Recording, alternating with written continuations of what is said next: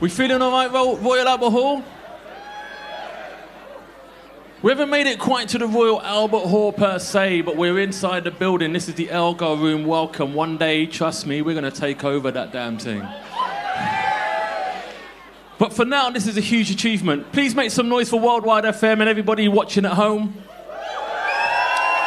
And also, we've got some friends here just around the corner. They are the hemp trading company, THTC. They are the most incredible, ethical garments company. They are selling some exclusive Low-Key t-shirts if you want to check them out. And they are also selling tickets for Low-Key's show up in April. Has anyone already got their ticket for the Low-Key gig in April? Yeah, you don't want to miss that shit, man. And Low-Key is going to do a little sign-in. So if you buy something from the THTC stall, you can get that signature on it. So, ladies and gentlemen, I need to know, are you with us? What I really need to know is, are you really, really with us?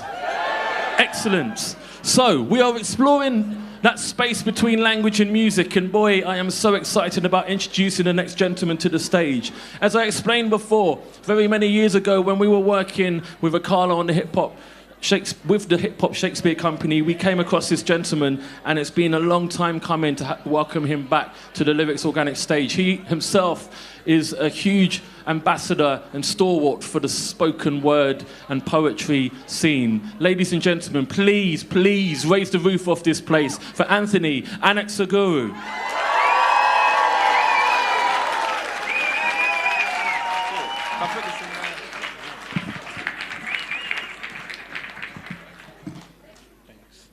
What's happening, everyone? How are you? It's good, good. This is my second time here. Same room, but still with the poems, which is a good thing. So I'm going to read some poems tonight from a book that is coming out in September called After the Formalities. I've been working on this book for about 2 years, two and a half years, and this is the first time that I'm going to read poems from the book that have finished. So you're hearing them in their finished, I guess, in their finished shape. There's 5 poems altogether. Hopefully they won't go on too long. They should take up about 25 minutes. The first one looks at social expectations. So we live in a kind of culture and a society that puts a lot of pressure on us to be successful, and sometimes navigating those stresses can become quite difficult. So this was a poem that was born out of me thinking about what it meant to be successful. It's called Once I Had an Acceptance Speech. Driving too close to the curb, admit to being poor, stash pumpkin seeds for my kid, hustle the Christian way. Starch my shirt collars, value a strong smudge, give pigeons saintly names, cream both my feet, recycle, sign off emails with warm regards, double tap hashtag vegan, heart statuses which state I'm delighted to announce. Mornings, I struggle to decide what mood to wear. Evenings, I lay beside my aftershaves, imagining the sea.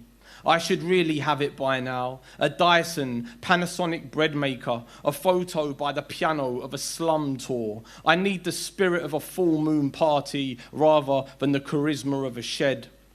They honk when I slow, I swear with my eyes, think of real blood. Sunday comes, Dad asks what's the plan. I knit him the only winning scratch card. I leave a candle on for destiny. Once I had an acceptance speech written. Soon a staircase will rise to defeat us all. The roads have moved. When I get in, I'll sit in the shower and say it's a bath. Double tap an ultrasound pic, sip railroad water, notification. Zank 1 started following you. Check my speed, slap on another Barry Manilow playlist, keep my greys in the dashboard, wonder what the guy who put a gun to my little brother's head is doing for New Year's, wonder if my neighbour made it through. Up ahead, a badger's hit beside a boulder. It's glare, a wooden egg I slowed for.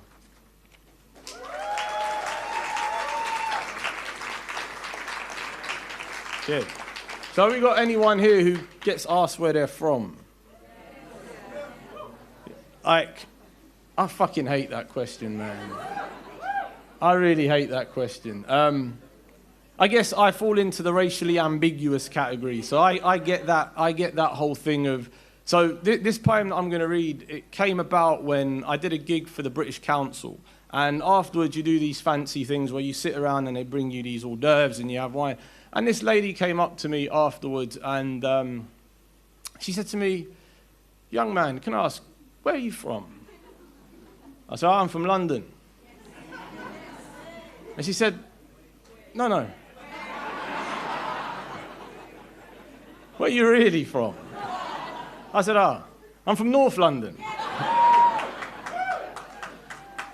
And I guess, at that point, I was just becoming facetious. So it got to a point where I just didn't want to answer her question. And that's how this poem was born, out of that frustration. And also the complexity of being able to kind of distinguish between someone who's genuinely curious and someone who's looking for something slightly more problematic to kind of pin you with. And that's kind of what this poem wrestles with. It's called A Line of Simple Inquiry. Follows in the traditional vein of questioning when one encounters a person or persons they perceive to be other. The famous public autopsy at a dinner party, art gallery, gymnasium or local bakery. 5 words light as a baby's finger, but where really? The taxonomy of difference, along with the need or entitlement to ask so politely, with one hand resting on the elbow, displaying caution, not wanting to infer, with emphasis on assume, as in to avoid causing offence, becoming more scrutinised, every feature up against the light, your body under their knife. The question, again, so as to deduce, so as to allow the remarkable recalling of definitive histories, Ibn Khaldun, Mansa Musa, Phyllis Wheatley and Allah Afghani, your people, as in extraordinary, as in don't take this the wrong way, as in don't take this to heart, but it's also fascinating, an appreciation, if you will, to announce so subtly, without hubris, the panoply of books read on the way we eat and live and love and bury our dead, and really, it's all just so interesting. As if interest were a desperate thing scurrying across a mass grave, an artifact snatched from an old warrior's hand, neat wall text in a city museum, to cast iron eyes over incredulity. You don't look like the aquiline nose was the giveaway, skin thicker than animal sex that never cracks under God, all those nuances, bloating the unfished ghosts of the sea, and all that hair. Is that natural? Is that yours? Is it real? To touch what I own, take what I see. There's a reason why my daddy told me to keep a stone between my fists when I fight, and really, it's all too complicated. And everything's already been said much better by people who have it much worse. But look, is this your attempt to bid me farewell in my tongue? Are you here to help carry the burden of my name? Are your hands strong enough to lug it? We all know the stuck fishbone never meant any harm. Is that your hand still on my elbow?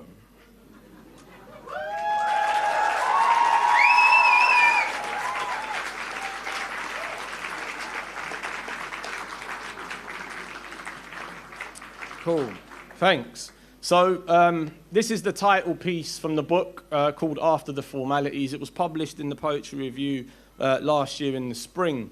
And what this poem attempts to do is to chronicle the history of race as a construct over the last 500 years, with my own experiences and my family's experiences of dealing with race and immigration from the 1950s onwards. So it's a big thing. It's a big attempt to try and do this kind of, particularly when you're trying to cram 500 years of racial history into a 2-3 minute poem. So I don't think I've jettisoned anything, but the poem's trying to do a lot is basically what I'm trying to get at. So it's called After the Formalities, and it reads like this. In 1481, the word race first appears in Jacques Debrez's poem, The Hunt. Debrez uses the word to distinguish between different groups of dogs. In that hard year, grandparents arrived on a boat with a war behind them and a set of dog leads. Bullet holes in the sofa, burst pillows, split rabbits, passports bound in fresh newspapers, Bomber planes, a dissenting priest, a money bag sucking worry. On the boat, grandmother anticipated England's winters with the others. Slick snow on gold streets. Grandfather grieved 2 dogs he'd left. Pedigrees, blue bottles decaying at the base of their bowls. The dogs of England were different. The water, though, fine to drink. In 1606, French diplomat Jean Nicot added the word race to the dictionary. To denote distinctions between different groups of people, nicotine is named after him. In London, grandparents lived with only a radio, a lamp favouring the wall's best side, curtains drawn, Byzantine icons placed on paraffin heaters, arguing through whispers, not wanting to expose tongues, stories circulating, what neighbours do if they catch you saying, "I'm afraid," in a language that sounds like charred furniture being dragged across a copper floor. Grandfather always blew smoke out the lip of his window, so too did his neighbour. Colourless plumes merging amorphous, the way it's impossible to discern the brand of cigarette a single pile of ash derives from. In his 1684 essay, A New Division of the Earth, French physician Francois Bernier became the first popular classifier to separate humans into races using phenotypic characteristics. Mother's skin is the colour of vacations, her hair barefoot black, an island's only runway, reports of racist attacks. Father turns up the volume, turns us down, chews his pork, stings the taste with beer, tells mother to pass the pepper, there is never a please. He asks if she remembers the attack, the hospital, his nose, a Coca-Cola bottle picked from his skull. Yes, she mutters, the chase, dirty bitch, how will make you white? Aphrodite hard, dirty dog, trembling with the street light. Please God, not tonight. The kids. In his seminal essay of 1775 on the natural variety of mankind, J.F. Blumenbach claimed that it was environment which caused the variety in humans. In the bathroom mirror, I spit blood from my mouth, quaver breath and suburban. My brother, desperate to piss, pulling the door open, asking what happened. I tried to fight and lost. Why? Because the island we come from is smaller than this. Their names are shorter, pronounceable, so they exist. Even after their noses break, they still don't hook like ours. Their sun is only half peeled. He lifted his top to show me 2 bruises, to remind me of something, how history found its own way of surviving, a dark wash mixed with the whites, spinning round and around. In the bathroom mirror, my brother spat blood from his mouth, Suvla breath and home. Me, desperate to piss, pulling the door open, asking what happened. He tried to fight and lost. Why? Because the island we come from is larger than this. Here, we chew up too much of their language, leave behind an alphabet of bones. We will never exist in their love songs. How many bruises does it take to make a single body? I left him, surviving history. A dark wash mixed with the white, spinning round and around. In 1859, British naturalist Charles Darwin wrote, "On the origin of species by means of natural selection or the preservation of favoured races in the struggle for life." That was its full title. If the house phone rings after midnight, someone you know is dying, breathing in 10 black moons under a siren or belfry. From the wound in my uncle's back leaked the first atlas, blood escaping him like a phantom vaulting over the spiked gates of heaven, the knife half still, half drunk, the motive, skin or prayer. We went to visit. In the window's condensation, his daughter wrote, "Daddy, don't die," on the water of her breath. That evening, my father came home, one hand trumpet, the other wreath, all his fists, the law. In his seminal book of 1911, Hereditary in Relation to Eugenics, eugenicist Charles Darwin wrote, 2 imbecile parents, whether related or not, have only imbecile offspring. She had the same colour hair as Jesus. Most boys smile after. When we were done, I moved the blonde streak from my arm, wondering how much of my body was still mine. I smelt of rain on an old umbrella. My fingers a burnt factory. She asked if she was my first, and when I said yes, she smiled, pulling the covers up, whispering not to get too comfortable, how her father would be back, the bed a wet flag, the duvet breaking news, on the shelf a gollywog above her family portrait, poised like a saint. The Bengal famine of 1943 killed 4 million people.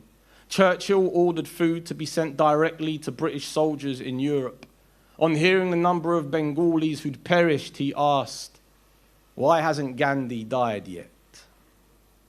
Outside the KFC, racists have always looked so sure to me, like weathermen, like fact, driving his skull into mine like a belief. I saw how even evil can feel warm and smell good when close enough. A crowbar wedged against my throat. Slowly the lights began to wave, chips by my feet, black iron warming my skin so silently I could hear how suffering learns to soothe the jaws of antiquity. These men, irrational as any god, and me, emptying inside the promise of my oxygen tank. Those whom the gods wish to destroy, they first make mad. We must be mad, literally mad as a nation, to be permitting the annual inflow of some 50,000 dependents who are, for the most part, the material of the future growth of the immigrant-descended population. Enoch Powell, 1968. After the formalities, of course, I said London, and of course he asked again. When I said Cyprus, he leaned into his chair, recalling a family holiday, the weather sublime, the people accommodating, particularly towards the English, how it was a shame about the Turkish thing. And your parents, when did they enter here? In the late 50s, I replied. So before the Immigrants Act. Yes, I said, before. Well, good for them, he said, putting the lid on his pen, closing his pad, asking me to talk a bit more about my previous roles. In 2001, philosopher Robert Berlusconi wrote, "The construct of race was a way for white people to define those who they regarded as other." In those days, I was required to fill out forms with multiple boxes. Some I left blank. My father would notice my omission, filling in the white option with his black biro. I crossed it out, telling him I'm going with other. My mother, wearing the same sad skin as before, said, "We are not white." The look he gave her was, snatching the form from me, the same X dominating so much white. Let me tell you, nobody in their right mind need make themselves such an obvious target, he affirmed. It's amazing how ideas start out, isn't it? Nigel Farage, 2016. My grandmother will die, somewhere in her skeleton, white sheeted, iodoform thick, her mouth all beetle. My family will gather round her body, all fig. My mother will look for coins, despite there being nothing for money to save. Another lady, dying the same, will goad our kind. Through thick tubes she'll scorn, her voice, a blue bottle's hot wings. You're all dogs, foreigners and dirty. Outnumber us even in dying. The nurse will apologize for the whole of history, drawing the curtain. Mud is always the last thing to be thrown. A prayer reaching for the pride of an olive, like a hint to hold.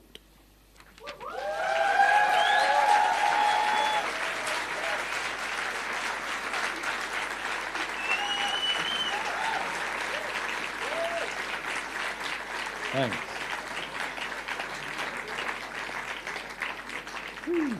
Thanks very much. We made it. We made it through. 500 years. You all look great. I'm going to read this last piece. It's a short poem. It's called From Here, the Camera Crew. That's not directed at you. From here, the camera crew looks like good news. From the room above, Father yells, "We're lucky to live in a democracy," and I believe. The last July of an octogenarian mourning what could never be. a sparrow delaying its lift, as if apologizing to the oak tree for having to die in the exact place it was born.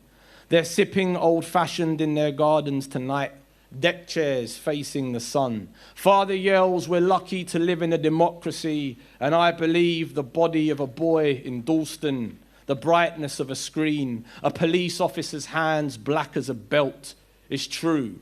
Worms have learnt to dig themselves out of the sweetest fruits. Across the flyover, a tower crammed what hurt it knew into a flame. Politicians pick sound bites from out their soft teeth, squinting at the brightness of a screen.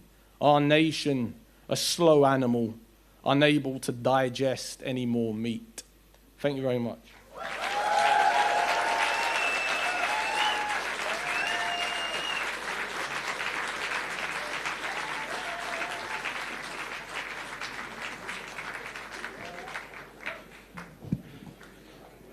Please give it up one